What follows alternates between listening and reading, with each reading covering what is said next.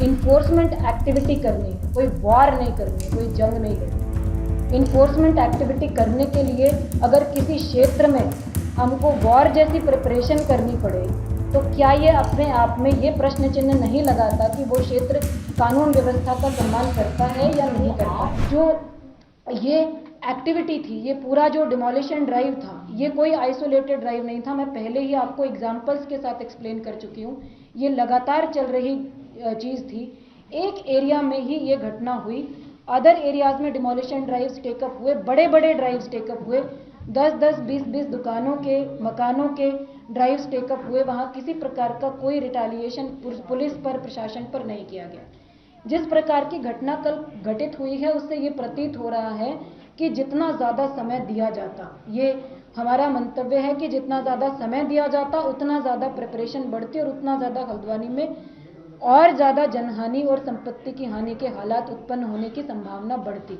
क्योंकि आज नहीं तो कल नगर निगम को, प्रशासन को अपनी परिसंपत्तियों को अतिक्रमण से मुक्त कराना ही था और विधिक प्रक्रिया कंप्लीट हमने करी है। कंप्लीट करने के बाद ही डिमोलिशन ड्राइव शुरू करे हैं। किसी भी जगह पर अचानक से हमने कोई एक्टिविटी शुरू नहीं करी। तो ये हम लोगों का असेसमेंट रहा कि अगर हम बहुत ज़्यादा समय देते तो उतना ही ज़्यादा प्रिपरेशन का टाइम मिलता। मैंने एविडेंस के साथ आपको बताया कि 30 तारीख से 8 तारीख के बीच में कितना प्रिपरेशन किया गया है। तो अगर हम और समय देते तो ये ज़्यादा हो सकता था। तो ये निर्णय सही था कि ज़्यादा समय ना दिया जाए, जितना जल्दी, जितना आसानी से, स्मूथली इस एक्शन को किया जा सकता है उतना किया जाए।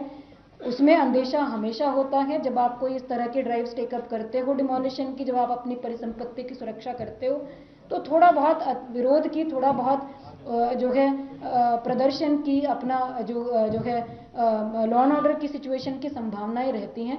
पर this kind of reaction without provoking, without harming anybody, किसी का घर नहीं टूट रहा है, कोई बेघर नहीं हो रहा है, कोई डायरेक्टली हार्म नहीं हो रहा है। There is a structure which is already in position of नगर निगम, which has already been sealed by the government, जहां ऑलरेडी गवर्नमेंट की प्रेजेंस अवेलेबल है, कब्जे में है, कंप्लीटली अवैध सिद्ध हो चुका है सभी प्रकार की विधिक प्रक्रिया में, उस पर।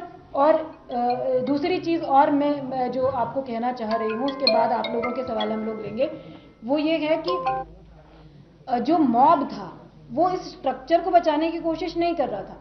वो हमने जितना वीडियोस में देखा, हमने जितना महसूस करा, वो अथॉरिटीज़ को अटैक करने की कोशिश कर रहा था। It was not against any community, it was against the state machinery, it was against the state authorities, it was against symbols of state government machinery। थाना, ये थाने को जो अटैक करने वाली चीज़ थी, ये स्टेट के जो सिंबल्स होते हैं, सिस्टम के जो सिंबल्स होते हैं, वो अटैक करने की एक तरह से कोशिश थी।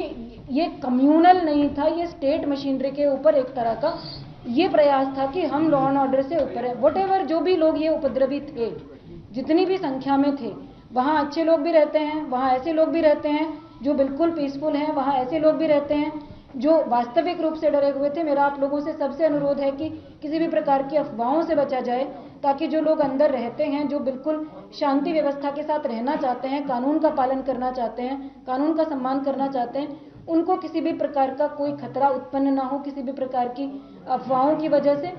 तो ये जो मॉब था, जिन लोगों ने भी ये घटनाक्रम कल घटित किया है, इस मॉब का पूरा प्रयास स्टेट के जो सिंबल्स होते हैं, सिस्टम के जो एडमिनिस्ट्रेशन के जो सिंबल्स होते हैं, लॉ एंड ऑर्डर की जो व्यवस्था होती है, कानून की जो व्यवस्था होती है, उसको चुनौती देने का प्रयास था। उसको ये दिखाने का प्रयास था कि हम कानून से ऊपर हैं, जिसका प्रत्युत्तर प्रशासन और पुलिस फोर्स की टीमों ने दिया और परफेक्टली इसको मैनेज किया। हल्द्वानी की शांति व्यवस्था को ना बिगड़ने देना हमारी प्राथमिकता है। हमारा आज भी यही प्रयास है, कल भी यही प्रयास था और आगे भी यही प्रयास रहने वाला है। अब आप one by one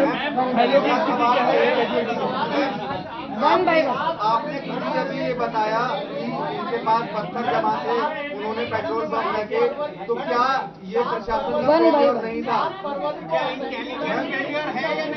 one by one अभी बताया कि फरवरी को असेंबली में यूसीसी यूसीसी का बिल पारित हुआ, उसके लिए तमाम बैठकें की गई थी, पहले से लॉ एंड ऑर्डर को लेकर पूरी व्यवस्थाएं की गई थी।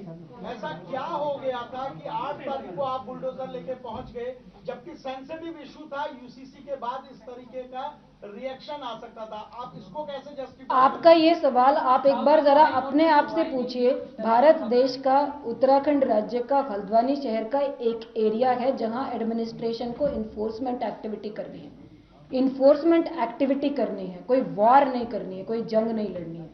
इन्फोर्समेंट एक्टिविटी करने के लिए अगर किसी क्षेत्र में हमको वॉर जैसी प्रिपरेशन करनी पड़े तो क्या ये अपने आप में ये प्रश्न चिन्ह नहीं लगाता कि वो क्षेत्र कानून व्यवस्था का सम्मान करता है या नहीं करता? For more of such videos, do like, share and subscribe to ET Now Swadesh.